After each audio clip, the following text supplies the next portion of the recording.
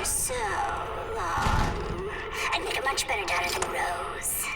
Please, won't you stay with me forever? What? Wait, where's my gun?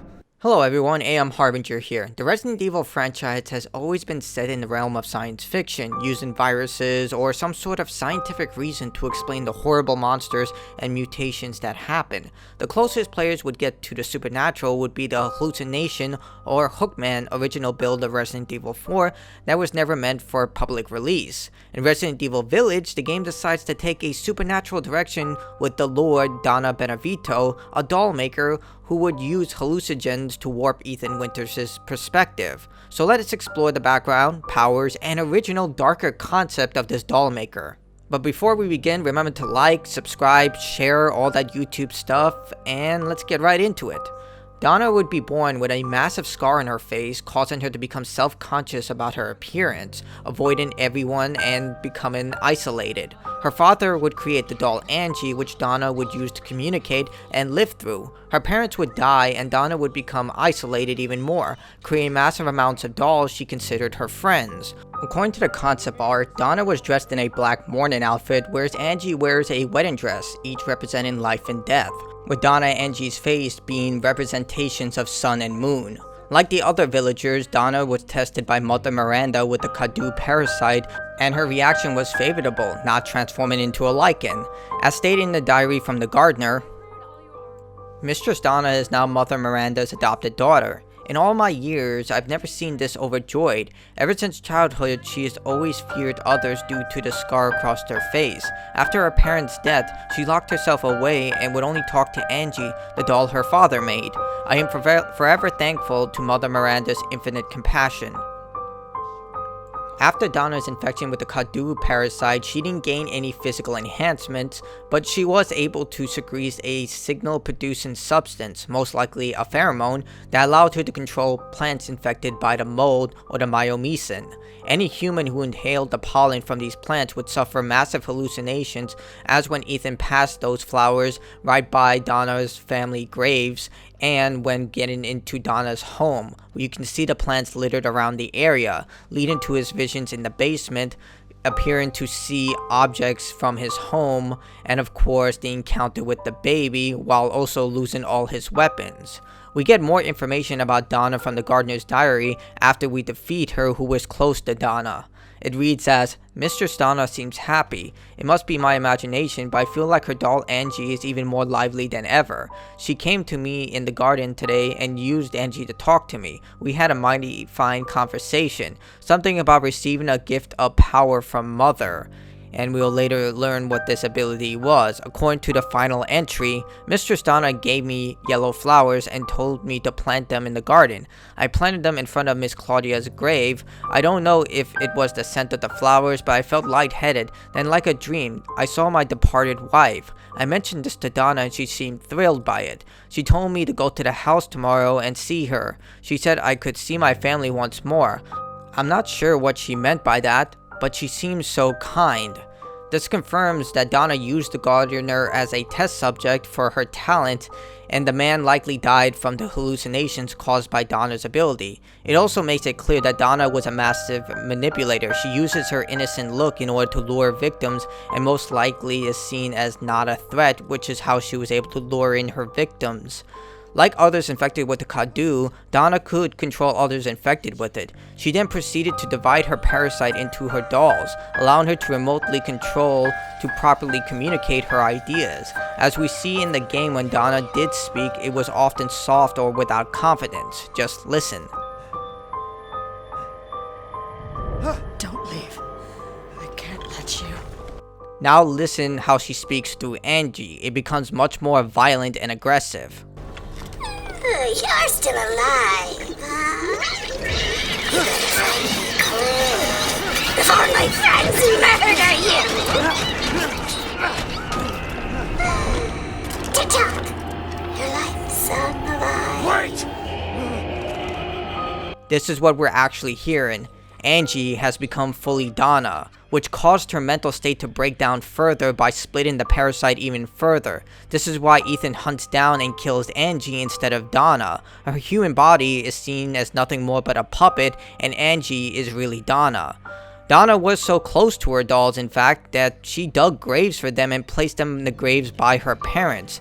In fact, if you look at the tombstones, you can see that each one has its own personal epithet, showcasing that Donna valued the lives of these dolls so much so that she put it above human life, as the gardener is shown to be incredibly kind to Donna, but she just used him as a test subject, but went as far as to create these personal tombstones for each one of these dolls and buried them right next to her parents. This of course all comes crashing down when Ethan kills Donna, with the vision stopping right afterwards. The reason Ethan was able to kill Donna so easily despite having these powers was that Donna lacked any physical enhancements due to the Cthulhu parasite not granting her any, so she was extremely feeble, making Ethan able to overwhelm her pretty easily with just a pair of scissors, the only thing protecting her being the hallucinations and the dolls that she created.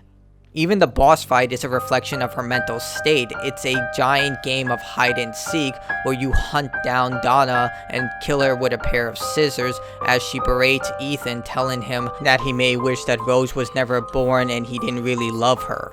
Just like a child, she would run and hide while she berated him with verbal insults, hoping that would break him without actually taking action. So who was Donna Beneviento? Well, she was an isolated child who suffered a great loss when she lost her parents. She also suffered from social isolation due to the scar on her face, which she felt self-conscious for. Her father would aid her by giving her the doll, but when they died, she fell into deep isolation. Mother Miranda would adopt her in quotation marks and experiment with her with the Cthulhu parasite like the other villagers. Despite taking to the parasite well compared to the other villagers and not turning into a lichen, she was deemed a failure because she wasn't a proper host to Eva due to her mental instability.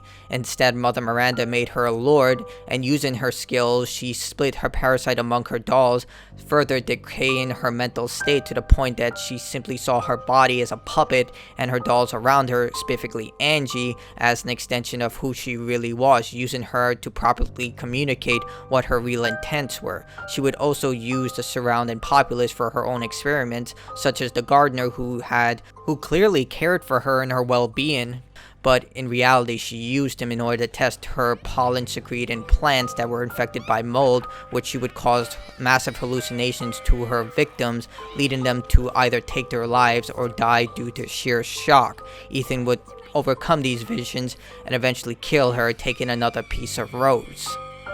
Like many games of this side, changes will happen, concepts will change, and Donna was no exception. In fact, her original design was going to be much darker and much more scientific. Donna was originally planned to be the village doctor, and this is why her home kinda looks like a medical lab when you go into the basement, such as the room after you find Mia's doll that requires the silver key. It looks more like a lab than a doll maker's station. It also complements the baby's design, which is alive instead of a doll. Originally, the doll was actually going to be a corpse of Mia that Ethan would operate on, and it complements the oozing baby since the creature is born from the doll.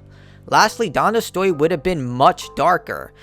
Whereas we find out that Donna's parents died, we don't get an explanation of how they died, but it's likely from natural causes. In the original version, the doctor concept did not have Angie. She did not exist, and Donna would have been responsible for her family's death, forcing them to hurl themselves off the waterfall by her house. So yeah, it would have been a lot more brutal in terms of that design, but I guess the developers wanted us to have some sympathy for Donna considering her mental state and how she was technically used by Mother Miranda, but at the same time, the doctor concept was way more darker and a lot more harder to sympathize with her as opposed to the doll maker, which doesn't really make a lot of sense when you take the consideration that she was originally supposed to be a doctor and how the baby is this oozing pile of flesh instead of a living doll. Either way, it seems that they developed the assets, then they decided just to keep certain concepts. I'm glad they kept the baby because it was incredibly disturbing to see that creature crawl after Ethan while it said Dada.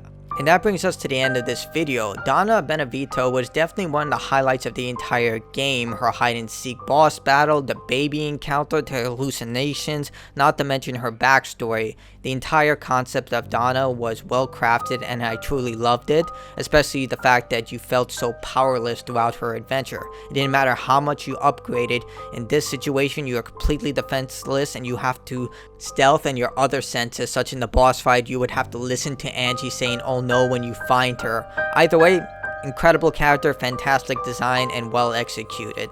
A little hit and miss there when you learn about her original design that does showcase why certain things seem out of place, but either way, great job Capcom. So that brings us to the end of this video. Please like, subscribe, comment, all that YouTube stuff. Check out the rest of my Resident Evil content. Everything is linked below. Follow me on Twitch and all that. And I will stop shamelessly plugging all my stuff and bid you adieu. Have a good day and stay awesome, everyone. It's over.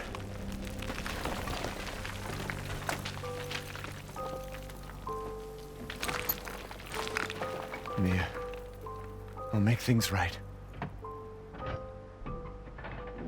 What?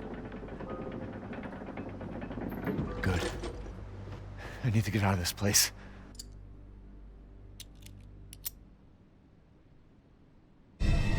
So that's who was behind all this? That makes two.